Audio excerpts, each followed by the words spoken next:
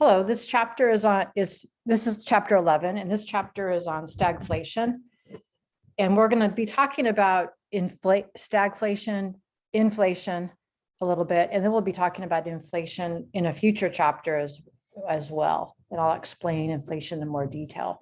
But for now, think of inflation is what we're facing right now at the time of this, that I've made this video. And the reason I keep mentioning the date, this is March 22nd, 2022, because I'll probably be using the same videos for future classes. So the next time this class is offered online, and I'll probably post this class for face-to-face classes too. So anyway, I'm not going to update it each semester. So it's March of 2022. We're looking at some serious inflation.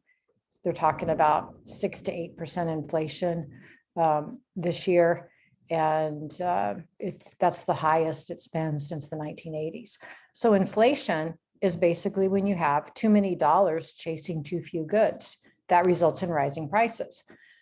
Well, it's pretty obvious to figure out why we have too many dollars chasing too few goods, because the government has been giving us stimulus money for the past 2 years. So that's what's caused the inflation this time.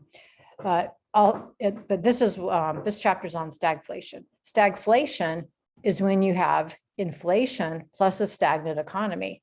So typically you have inflation when the economy is growing really fast. We've got inflation because it's kind of artificial. Yeah, we're in an economic recovery still. You know, the economy is healthy right now, but they're worried that we could go into a recession, or it could be stagnant. Typically, when you have inflation, you have an economy that's growing rapidly, unemployment is low, and you end up with too many dollars chasing too few goods, because everybody's working at maximum capacity, and you've got all this productivity, people making all this money, and goods don't keep up with it. So that causes inflation. But in this case, we've got too many dollars chasing too few goods because of the stimulus.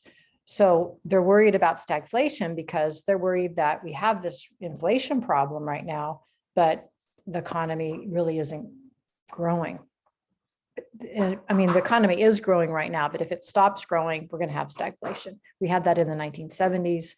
We could have it again. So that's not good. Typically, getting back to inflation, inflation is around 2 to 3%. That's considered healthy for a growing economy. We're looking at, like I said, 6 to 8% this year. So how are we going to get that in check?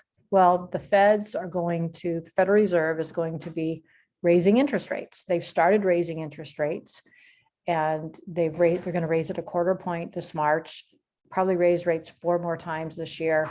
And just today, the Fed said they might even raise the interest rates 0.5 percentage point. So what they're doing there, by raising interest rates, when interest rates are up, it makes the cost of capital more expensive. So it's more expensive for companies to issue bonds or to get loans. And so that slows companies down, their expansion down, because the cost of capital has increased. And so that's basically how you can curb inflation, is by raising interest rates. So that's why they're on a mission now to raise interest rates. The Federal Reserve is. All right. So if there's a homework question that asks you what's worse for the economy, inflation or deflation. Deflation is actually worse. Deflation is when prices are decreasing. So you might think, well, why would that be worse? Isn't lower prices a good thing? Well, not really, because lower prices also means lower wages. When we have deflation, the economy is shrinking. We're in a recession when we have deflation.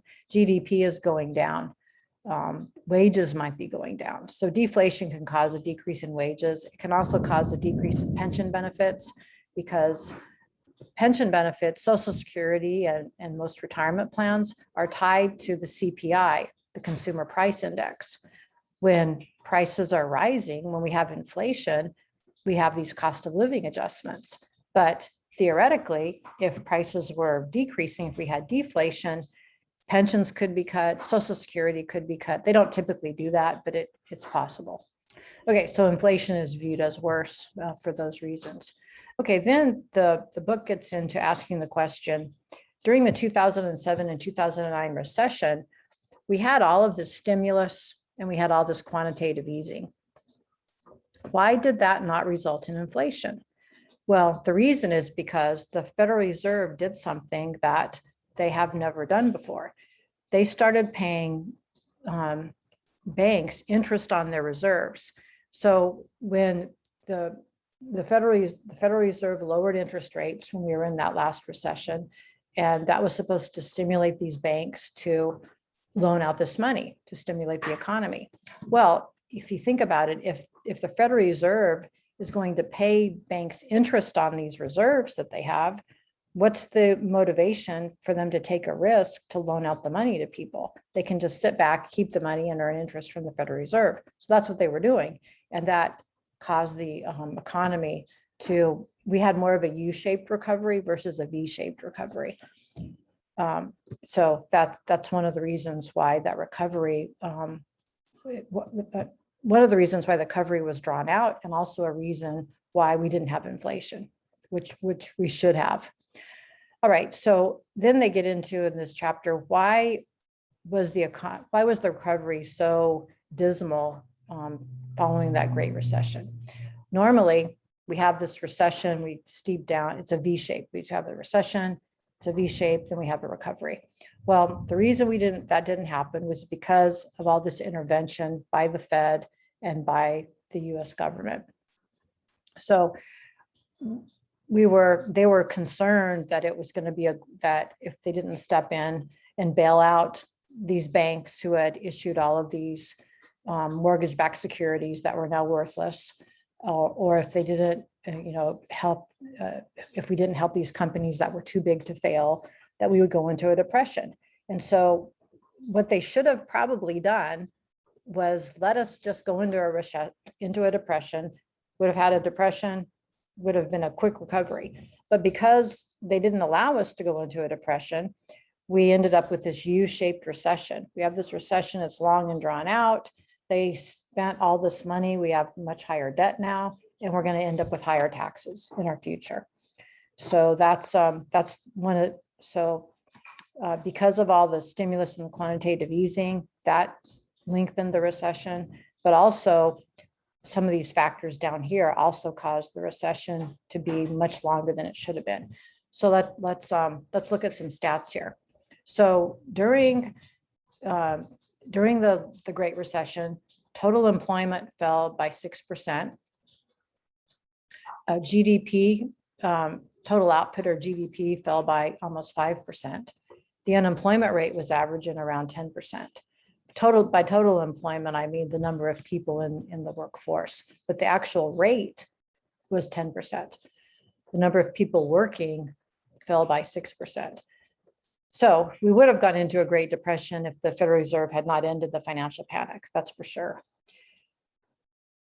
Housing prices also fell 30% during that period.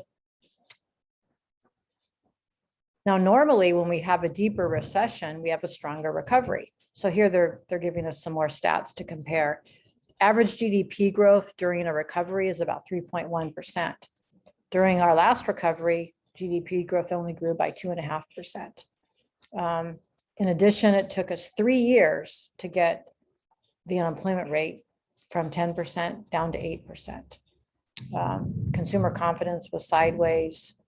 Government spending was at a slower rate than normal because the banks were getting interest on these reserves up here, and they weren't motivated to loan out the money. So here's some other factors that hindered a quick recovery. There were changes in government programs. The first one here, there was an increase in the amount and the duration of unemployment benefits. So if you remember back then, President Obama, who he was elected into office really at the very beginning of this debacle with the mortgage meltdown and this recession. And he extended the duration and the amount of unemployment benefits. So, everyone can understand why he did that, because people were really suffering. It was the worst recession we've had since the Great Depression of the 1930s.